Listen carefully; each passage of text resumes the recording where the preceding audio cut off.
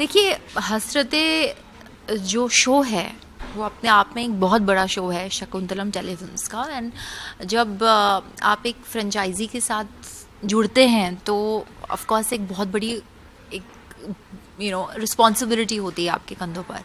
And of course I have always been a fan of the show Hasratein, और fortunately हसरतें season 3 में मुझे काम करने का अवसर मिला। मेरा जो स्टोरी का नाम है वो है मिडनाइट ब्राइड।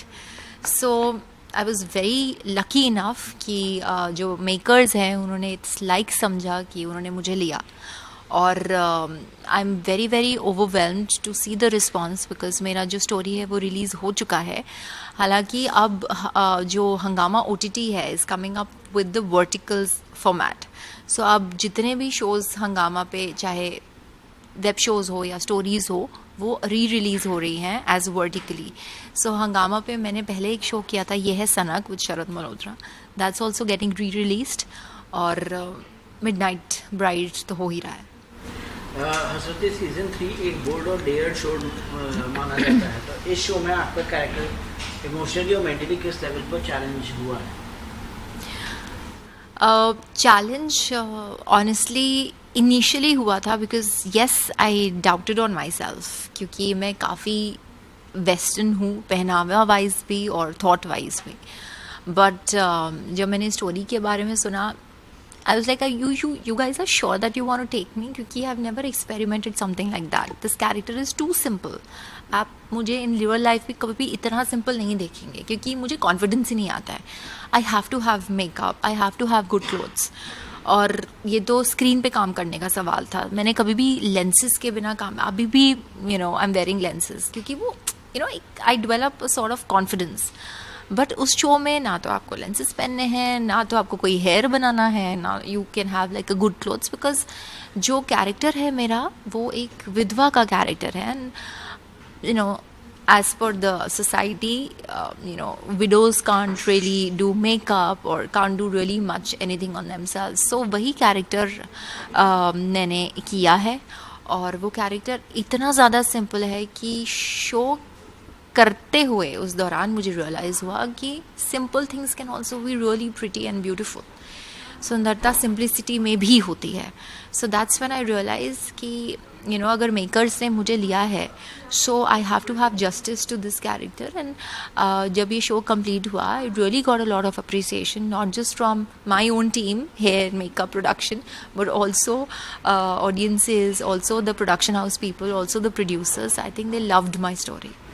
हसरतें जैसे शो अक्सर डिज़ायर और इनर कॉन्फ्लिक्ट पे एक्सप्लोर करते हैं, तो आपका कैरेक्टर को कौन सी हसरत आपको पॉजिटिवली सबसे ज़्यादा रियल लगती है? इन रियल लाइफ ऐसे तो बहुत हसरतें हैं, बहुत डिज़ायर्स होते हैं एक इंसान के, बट जो मुझे सबसे ज़्यादा रियल लगती है वो है, I think, desire for love. I don't think anybody can really survive without love, जो कि बहुत ज़रूरी होता है। Love in whatever type, whatever form. So प्यार बहुत ज़रूरी है for survival. So that's the main desire that I have. Season 3 में स्टोरी टेलिंग का स्केल और डेप्थ काफ़ी बढ़ चुका है, तो क्या आपको लगा इस बार के ऑडियंस जजमेंट के ज़्यादा एम्पैथी दिखाएगी? देखिए, हसरतें की अपनी एक ऑडियंस है, एंड ऑफ कोर्स जब हम प्रमोशंस करते हैं सो और लोग जुड़ते हैं, तो I think lot of people really appreciated this show.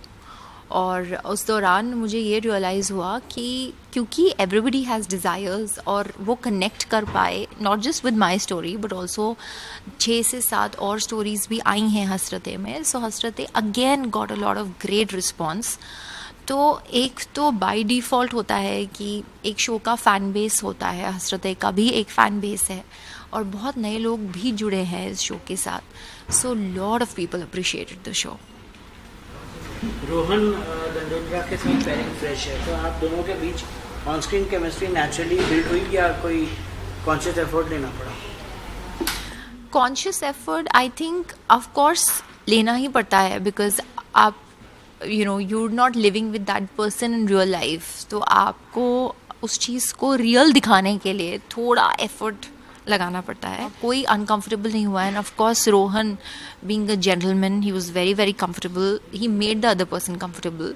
सो चीज़ें बहुत स्मूथ होती चली गई और कॉन्शियस एफर्ट एज सच कुछ भी फेस पे नहीं दिख रहा था. आई थिंक ऐसा लग रहा था that we are in love with each other. So that was the best thing. Television से ओटीटी का ट्रांजिशन, आपके पर्सपेक्टिव से ओटीटी से आपको कौन सी नई फ्रीडम दी है? OTT itself is freedom. जो मेरा स्विच है फ्रॉम TV टू OTT, हालांकि I am always open for TV has always been my bread and butter और मैं फ़ैन रही हूँ TV की हमेशा से.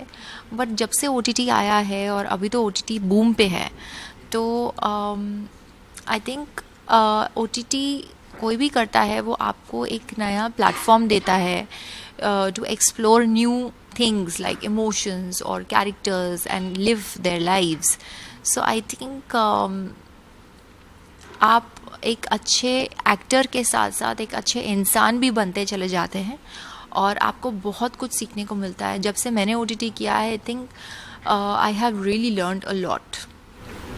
टीवी के इवोल्यूशन को आप कैसे देखती हैं? मतलब टीवी आपको लगता है कहीं ना कहीं कुछ, जब आपने चालू किया था टीवी और तब से लेकर अब तक का इवोल्यूशन आप कैसे देखती हैं?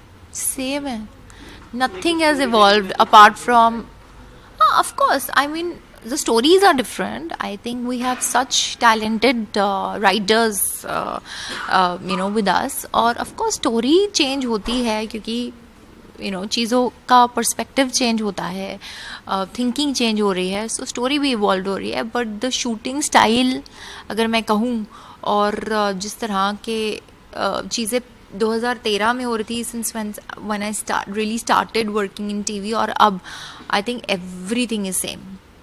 कुछ नहीं बदला है, सब कुछ सेम है. टीवी की बात की जाए तो आजकल ये डिबेट भी चल रहा है कि टीवी में एक्टर्स के वर्किंग आवर्स को लेके, मतलब कि कुछ कम होने चाहिए क्योंकि बहुत ज़्यादा वर्किंग आवर्स होता है, एक्टर्स भी एग्जॉस्ट हो जाता है उस चीज़ में, तो जितना परफॉर्म करना रहता है उतना परफॉर्मेंस नहीं हो पाती है. तो क्या कहेंगे इसके बारे में? देखो, वर्किंग आवर्स तो OTT में भी होते हैं. आपको मोर देन 13 to 14 आवर्स लग जाते हैं और they have to complete in 2 to 3 days. So it is hectic. जैसे कि मैंने कहा कि OTT में you don't get a chance to even breathe. आपको सिर्फ काम करना है, ज़्यादा नो ब्रेक तो नहीं होता है, बट हल्का फुल्का खाना खाना है. No, so this kind of a pattern is in OTT also. But the catch is कि TV में अगर तो आप लीड कर रहे हो, if you are there in all the scenes, then you have to be there. I mean you will not get a chance to breathe. But अगर आप पैरेलल कर रहे हो या अगर आपका साइडी कैरेक्टर्स है, तो देन डेफिनेटली कहा जाता है कि actors are paid to wait. और जब मैं पैरेलल करती थी तो half the time I was always in the vanity. तो मैं बहुत इरिटेट होती थी और मैं बोलती थी अपने EP को कि सर पैकअप कर दो या मेरा सीन लगा दो. तो वो बोलते थे कि no you are paid to wait, so you wait. जब तक 12 घंटे नहीं होते, यू बी देयर. तो वो चीज़ तो रहती ही है. एंड ऑफ कोर्स अगर आपका काम ज़्यादा है, so you are always there. So एक डेडलाइन होता है कि कल ही टेलीकास्ट है और आज हम उसी चीज़ को शूट कर रहे हैं. तो वो पैटर्न अगर सॉल्व हो जाए तो सारी प्रॉब्लम सॉल्व हो जाएगी. और एक और चीज़ सामने आई है कि टीवी में पेमेंट इश्यूज को भी लेके, मतलब कि बहुत डिले पेमेंट मिलता है, तो उस चीज़ के बारे में आपको क्या? मैंने भी सुना है.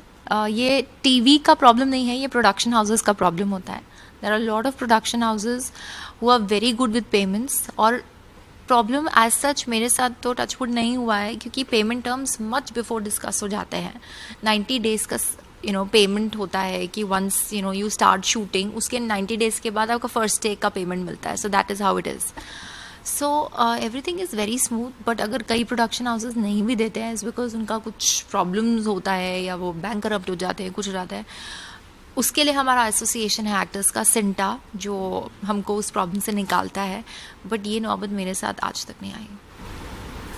टीवी पर हमेशा एक्टर्स की इमेज जो है बाउंड हो जाती है.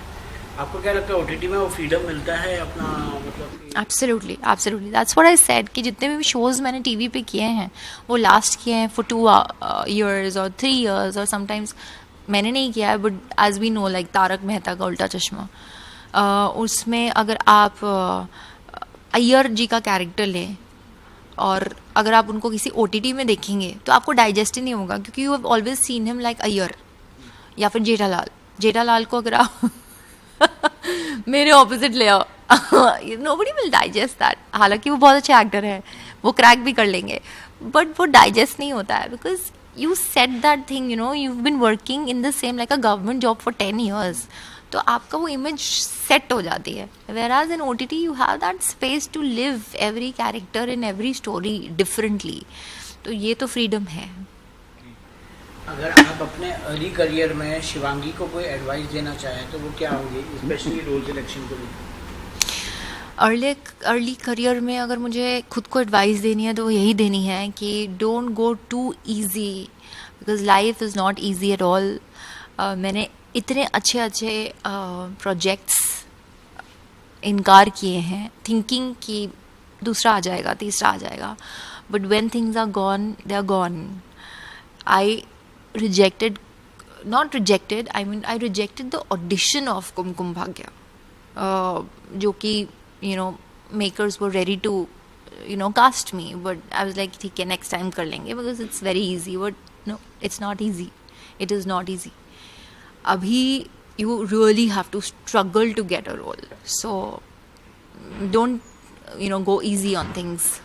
अच्छा, जैसे शोज की बात की जाए तो उस शो को लेकर एक्ट्रेस से ज़्यादा आपको लगता है एक्ट्रेस को ज़्यादा जज किया जाता है?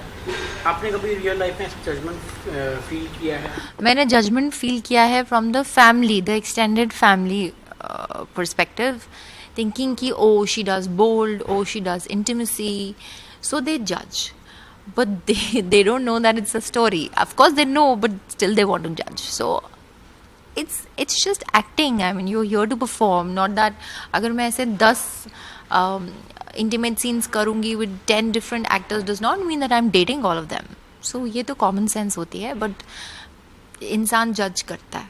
कहने लायक कब बनता है स्क्रिप्ट, कैरेक्टर डेप्थ या social impact? Script. I go mad when I listen to the story. तो फिर मैं मेरे ऑपोजिट कौन है मैं वो भी भूल जाती हूँ. मेरे को कितना कमर्शियल मिल रहा है, बर्थडे कितना मेरा फ़ी है, मैं वो भी भूल जाती हूँ. The story is good and I know as an actor कि मुझे एक चांस मिल रहा है टू परफॉर्म, और मैं इसमें फाड़ दूँगी, मतलब मैं इसमें अपना बेस्ट टू बेस्ट दूँगी. So then I go for it. आपको लगता है इंडस्ट्री में अभी फीमेल डिज़ायर को दिखाने पर डिस्कम्फर्ट फील होता है या लोगों में डिस्कम्फर्ट होता है? लोगों में होता होगा, बट मुझे तो चाहिए ही वही. I am looking for female centric roles जहाँ पर I can perform as much as I can, जिसमें बहुत लेयर्स होती हैं. आप वल्नरेबल भी दिखती हो, आप में स्ट्रेंथ भी दिखती है. So you as an actor आपको सांस आता है परफॉर्म करने में. So I am really looking, but हाँ लोगों को शायद नहीं भी आता हो, पता नहीं. अगर ऑडियंस हंसरत है सीजन 3 को एक चीज़ अपने रियल लाइफ में रिलेट करे तो आप क्या चाहेंगे वो क्या हो? पता नहीं उनका क्या डिज़ायर है, बट अगर रिलेट करें आई think just live your life. आप फैमिली प्रेशर में आके या समाज क्या सोचेगा, सोसाइटी क्या कहेगी, उस चक्कर में आके you just have one life to live. If you have any desire just go for it. अच्छा, अगर आने वाले टाइम में शिवांगी वर्मा को किसी जोन में देखना चाहें, रोमांस, डार्क ड्रामा या कम्प्लीटली अनप्रेडिक्टेबल रोल्स, तो क्या होगा? See I really would want to take up roles जो रोमांटिक थ्रिलर होते हैं, उसको परफॉर्म करने में मुझे बहुत ज़्यादा मज़ा आता है. सो अगर कुछ ऐसी स्टोरीज आए या फिर अगर कोई बायोपिक आए, I would love to do that. Lastly audience को क्या मैसेज देना चाहेंगे? वुमेंस डे आ रहा है, तो वुमेंस डे में आज की नारी के लिए वो तो बेस्ट है. मतलब मेरा शो भी आया है हसरते, और मेरी स्टोरी वुमेन सेंट्रिक है. तो first of all happy women's day, and I just want to say that specially to all the women out there, struggle सबकी लाइफ में होता है, but that does not mean that you stop living. I think just go for it. It's just living for once. और आप जिए किसी को hurt किए बिना, but just live your dream and be happy. Thank you. Thank you.